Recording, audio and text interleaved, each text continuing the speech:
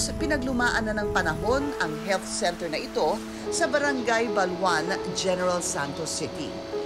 Nasa ilalim man ng matinding init o paghagupit ng bagyo, ay walang tigil pa rin sa pagseserbisyo, hindi lang sa mga residente, gayon din sa mga kalapit na barangay. Ang Baluan Health Center, we have presently a population of 12,474, pero hindi lang ito ang kanyang binibigyan ng attention or serbisyo. We have two other clusters barangay. We have the Barangay Buayan and Ligaya in a total of 31,573 population. Kabilang ang pamilya ni Daisha sa mga umaasa sa serbisyong medikal na hatid ng Baluan Health Center. Dahil halos sapat lang ang kita, hindi magawang makapagpatingin ni Daisha sa mga ospital sa General Santos City. Lalo pat may iniindang diabetes ang kanyang anak. Hirap talaga, walay bana ba, walay asawa. Wa may gabuhi sa mua, ako lang. Paggawas na mo ospital, butser di ko kasulti. Salamat gani ko sa mga center diya sa Baluan. Kaya ko makuha ng mga gamot. Bagamat may limitasyon ang mga sakit na kayang bigyang lunas ng Barangay Baluan Health Center, malaki pa rin ang kanilang papel sa pagpapanatili ng kalusugan ng komunidad, lalo pat libre ang kanilang serbisyo at gamot. Yung tatlo kong anak, dito pinanganak. May mga sakit ang mga bata, magpa-check up kami dito. Malaking tulong talaga sa amin ang HQ. Pero para sa mga barangay health workers ng Baluan, malaking hamon pa rin ang makapaglingkod sa mga residente, dala na rin ang kanilang lumang pasilidad at kakulangan sa kagamitan. Usually kung nag-immunization po, yung area ng mga naghihintay ng mga nanay ng mga baby, maliit lang po yung area, and then madilim po yung lugar namin. May tumutulo na tubig, no, sa may bandang itaas. Ng iba na irritable na rin sa init. Isang geographically isolated and disadvantaged area o GIDA sa South Cotabato, halos parehong pagsubok ang kinakaharap ng Polomolok East Community Clinic sa bayan ng Polomolok. Luma rin ang pasilidad at may kakulangan sa kagamitan. Yung Polomolok East Community Clinic, ang kino-cover nito 10 barangays. Ang population noon mga 56,000 or more. Mga indigent o walang sapat na mapagkukunan ang mga pasyenteng sineserbisyohan ng Polomolok East Community Clinic. Gaya ng mag-asawang sina Robert at Bernadette, kapwa basurero na walang pinansyal na kakayahang magpagamot sa mga pribadong klinik at ospital sa syudad. May hypertension ako. Kaya gani, nagapulot kami ng basura na hindi mainit. Kaya pareho kami high blood eh. Dala ng katandaan, araw-araw pagbabad sa init at sub-sub sa pagbabasura, madalas magkaroon ng sakit ang mag-asawa. Ngayon, magpakukonsulta ako sa ubo ko, nga na nakuha ko sa pamamasura namin. At dito ako maghingi ng gamot. Matanda-tanda na. Ang tiil ko, ng arthritis.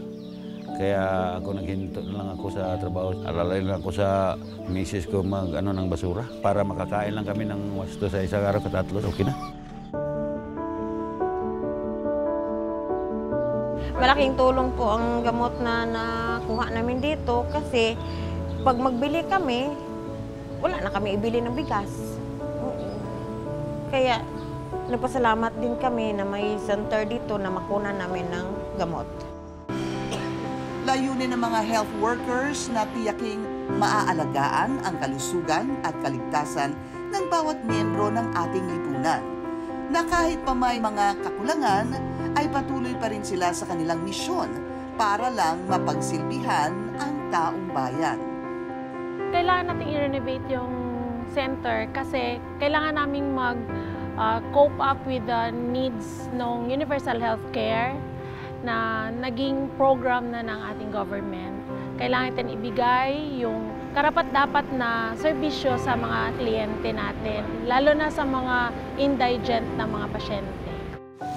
At para mas mapalakas at mapaunlad pa ang hatid na serbisyong medikal ng mga rural health centers, isang programa ang itinatag ng isang foundation na layong magbigay pag-asa, hindi lamang sa mga medical workers, kundi pati na rin sa mga Pilipinong higit na nangangailangan nito. Para sa amin, ang mga health centers na ito ay higit pa sa mga pasilidad lamang. Ang mga centers na ito ay lifeline ng mga individual na nagpapabuti ng kalidad ng buhay sa pamamagitan ng kabuuang kagalingan at kalusugan ng komunidad.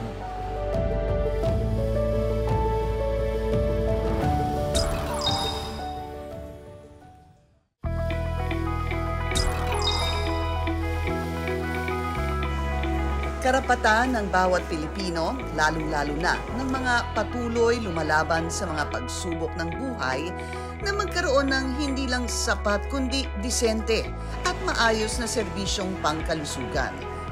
Lalo pat ang ating kalusugan at ang ating mga sarili ang pangunahin nating maaasahan sa pag-ahon sa buhay.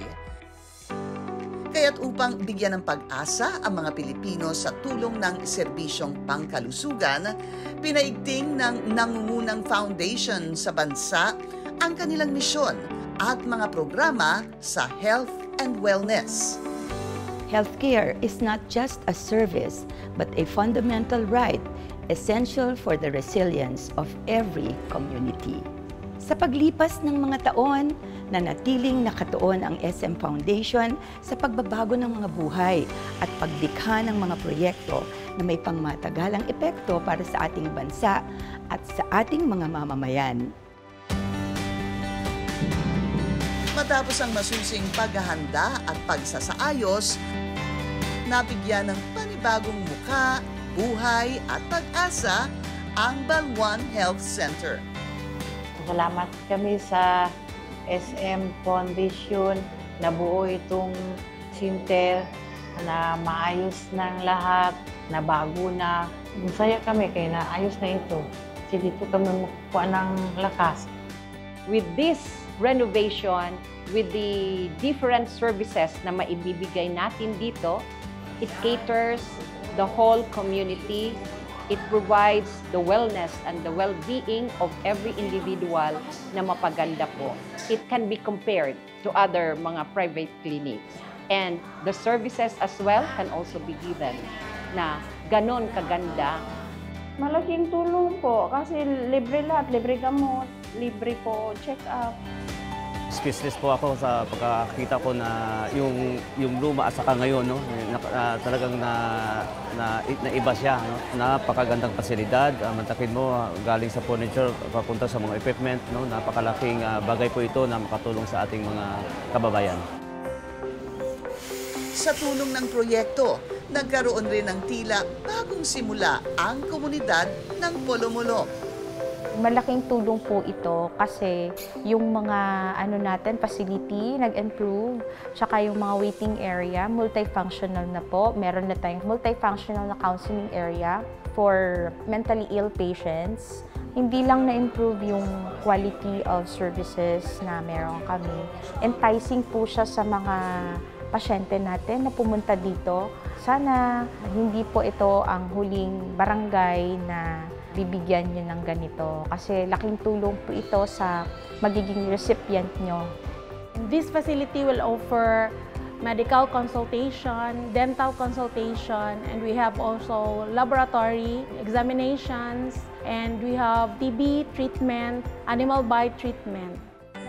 At ang pagbabagong ito ay hindi maisa sa katuparan kung walang kolaborasyon at pagtutulungan sa pagitan ng dalawang organisasyong may iisang layunin. Maraming salamat SM Foundation for spreading social good. Our partnership with SM Foundation is a result of Luzon and Mindanao CSO collaboration.